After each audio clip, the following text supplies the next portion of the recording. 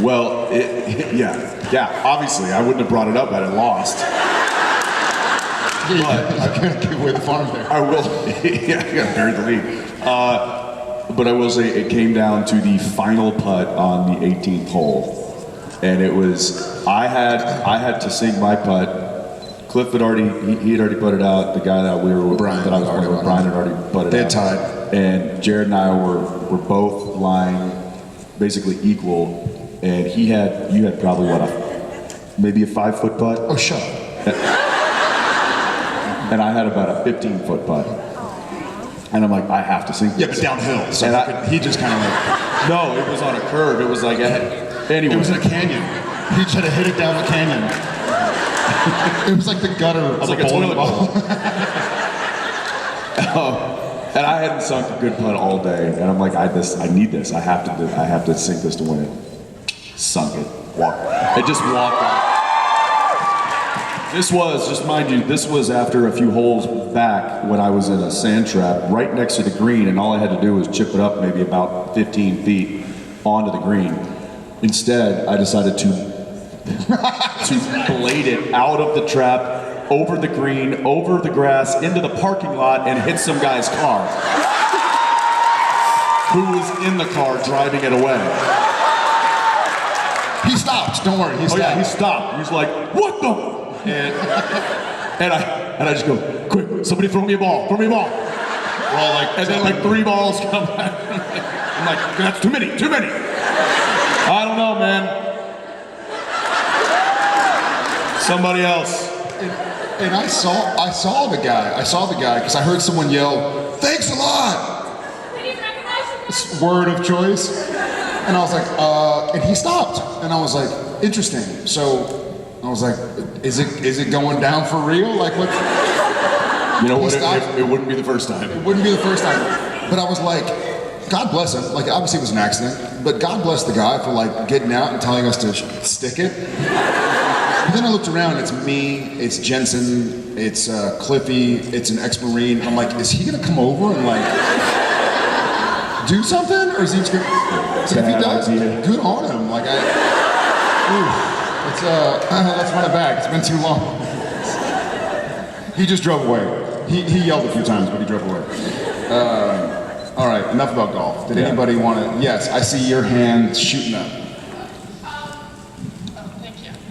Okay, so we've heard how Jensen and Misha met, and then how you guys talked about him. But how did Jared and Misha meet, and what did you think of him? I met, after Jensen and Misha met, I was like, we knew that, so in our lives in Supernatural, it was kind of funny, because season 1, it was Jensen and Jared, and that was it. Like, every now and again, somebody would come by for the second time. You know, there was kind of Jeffrey Dean, but we were like, he's doing this, he's doing that, and so it was literally just me and Jensen and me. And then season 2, again, they kind of brought some hunters on, you know, they brought Joe and Ash, and so you're like, okay, we're kind of seeing people, but still it's like the Jensen and Jared show. Season 3, they bring on Ruby and Bella, and so they do a few episodes and it's fun, but again, it's like 22 episodes of Jensen and Jared.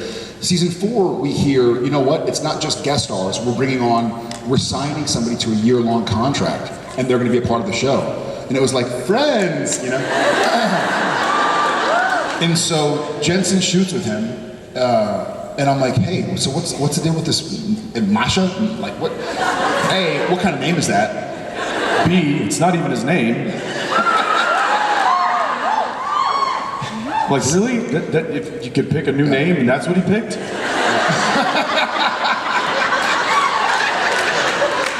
You get anything and you do, Misha? That's not very suspicious. And so I was Jensen and... Telling.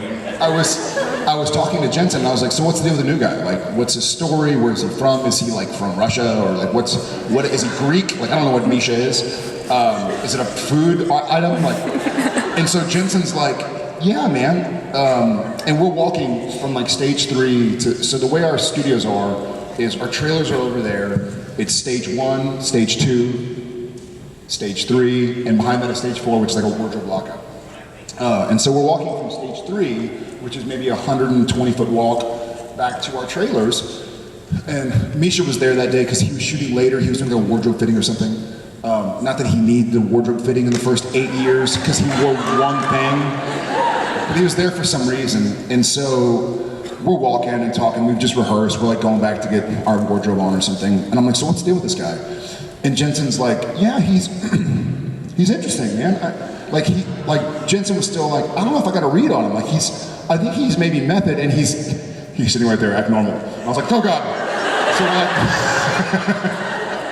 like, we start walking like, hey, and Misha, maybe something was going on, but he was like, it was like Rosemary's Baby, or he was just sitting there like, eyeballing us. And I don't know if he was like getting into character or something, but there was no acting going on. It was outside of the stages. He was just like sitting on the back of like a grip truck. Which you don't do. Yeah, because the grips will beat you up, especially Misha. He's just like sitting there, like looking at us like weird. And I was like, I'm creeped out, man. Like, I'm gonna walk around next time to get to the other entrance. And you're like, that's creepy. I'm like, I know, right? Something off about the guy. I think you'd have to ask Misha, but I think he was a more like method style actor before we broke him. And he is broken. Now he's just broken, full break. So yeah. There's also it's interesting too when you get and I know I've been guilty of this. I'm sure you have too, but when you're a guest on a already established set, there are kind of some psychological defense mechanisms of, you just kind of throw walls up because Misha's defense mechanism is acting like a freaking weirdo. Yes. And it is because you don't know, life in general. You want to kind of keep yourself. A lot of people, a lot of guest stars will come and bring books, and they'll just when the rehearsal's done or when the scene's done or in between setups, something, they'll just go back to the chair and they'll read their book and they'll kind of keep to themselves and stuff. Not Mark Shepard, by the way. He just talks to everybody and doesn't shut up. Yeah, he's too comfortable. He talks more off camera than he does on camera. So, yes. Yeah. Wow. Wow, Jensen.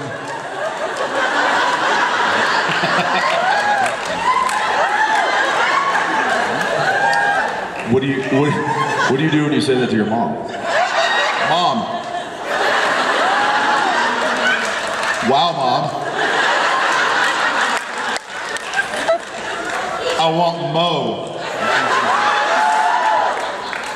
Basically any wob. Or if I punched you. Ow.